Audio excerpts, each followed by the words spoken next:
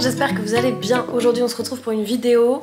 Je sais pas comment elle va s'appeler, mais globalement j'ai un peu envie de me servir de l'énergie du nettoyage de printemps, on va dire, mais plus pour moi-même, mon énergie de changer un peu, d'être dans un nouveau chapitre de ma vie.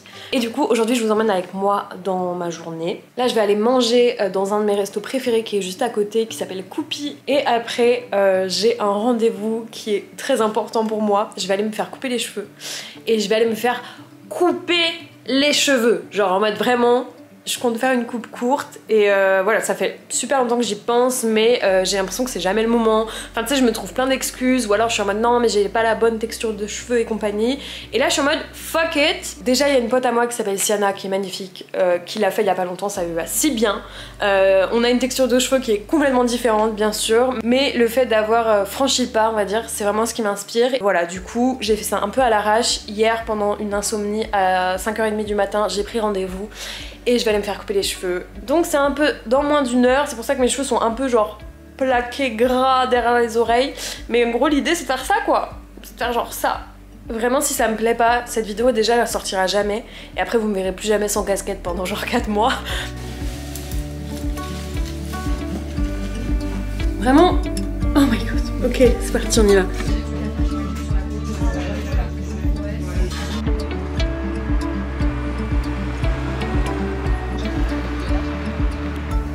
C'est trop beau. Ok, je crois que ça y est, je commence à stresser. J'espère vraiment que je ressemble à Trinity en sortant et pas genre une patate avec 3 cheveux sur la tête. Mais bon, faire des choses qui nous font peur, ok. Je vous en parlerai un petit peu, mais j'ai un rapport à mes cheveux qui est un peu particulier. Donc j'ai envie que ce soit un peu salvateur, tu vois. C'est parti.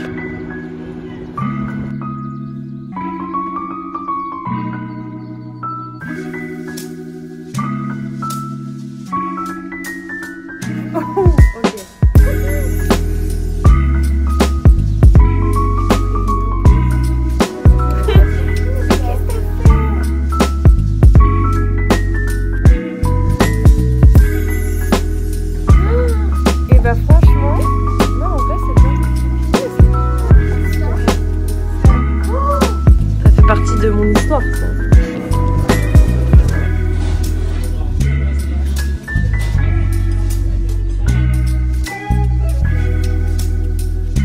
J'en ai pas parlé ce matin tout simplement parce que j'avais zappé que j'étais invitée au vernissage de cette exposition au centre Pompidou. Elle s'appelle l'enfance du design et en fait c'est sur un siècle de mobilier pour enfants. J'ai adoré, il y avait tellement d'inspiration, de couleurs, d'usages à puiser. On comprend aussi comment est née cette notion de chambre pour enfants qui n'existait pas forcément avant. Moi je le veux pour Romarin, ce petit bureau Jean Prouvé, magnifique. Et ça j'adore.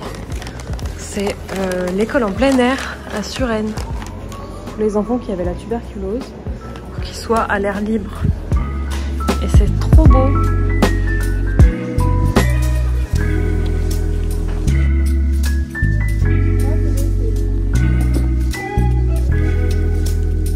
Je vais dîner à Calder, je vais essayer de capturer sa réaction.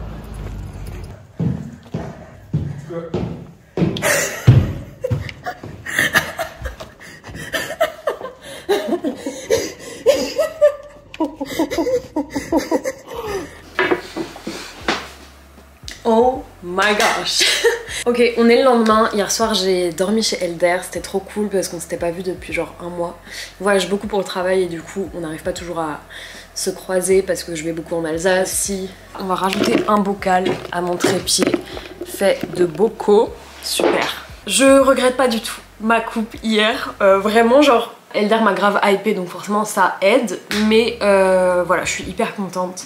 C'est hyper agréable. J'ai toujours une relation un petit peu conflictuelle on va dire avec mes cheveux. Pour ceux qui sont là depuis le début, vous m'avez sûrement vu avec principalement les cheveux longs, lissés tous les jours, hyper fins. J'ai toujours eu les cheveux très fins mais je veux dire j'étais toujours en train d'essayer de les changer en fait.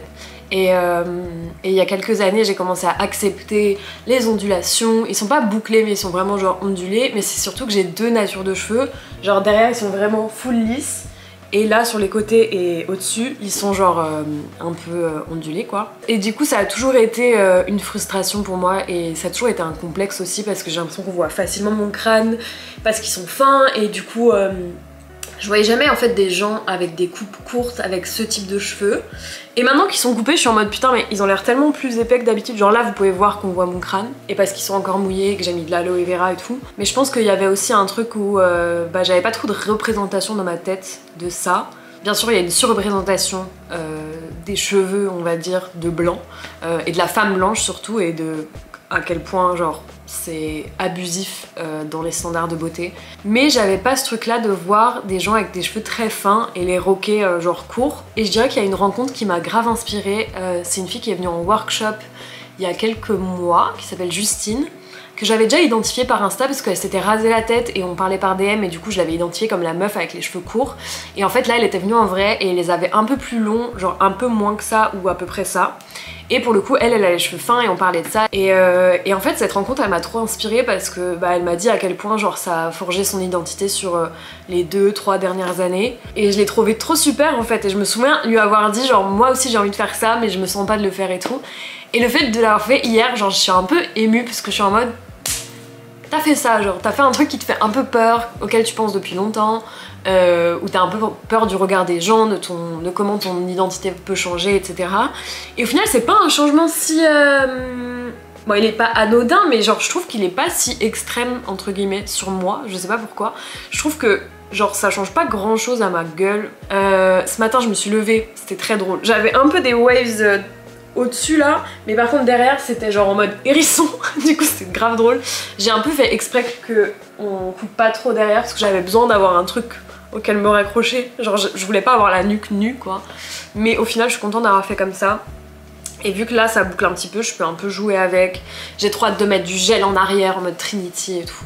Donc voilà, je suis hyper contente. Dans 15 minutes, j'ai un call un peu interview par rapport aux enjeux de développement durable et comment les créateurs peuvent être un levier et comment moi j'ai transitionné sur certains aspects de mes contenus et tout. Du coup après je vais déj dans Paris à Passager comme une grosse bobo. Je dois passer à l'atelier chercher 2-3 objets parce que ce soir je pars à Berlin. Je suis trop contente. Je prends le train de nuit, le Night Jet à 19h12 précisément à Gare de l'Est. Depuis que la ligne a réouverte, j'avais trop envie de le faire. Et là, c'était un peu l'occasion de m'organiser un petit trip en solo. C'est pour ça que j'ai pas remis là, c'est qu'en gros, je suis allée en Alsace aussi pour le déposer chez mes parents. Il vit sa meilleure vie, moi aussi ça me fait du bien d'avoir quelques jours sans lui. Et du coup, cet après-midi, il faut que je fasse mes affaires, mais je vous emmène un petit peu aujourd'hui aussi. C'est parti! Hello!